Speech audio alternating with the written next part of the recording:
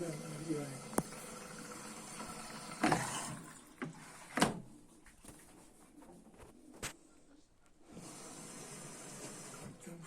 Там уже шланги сняты.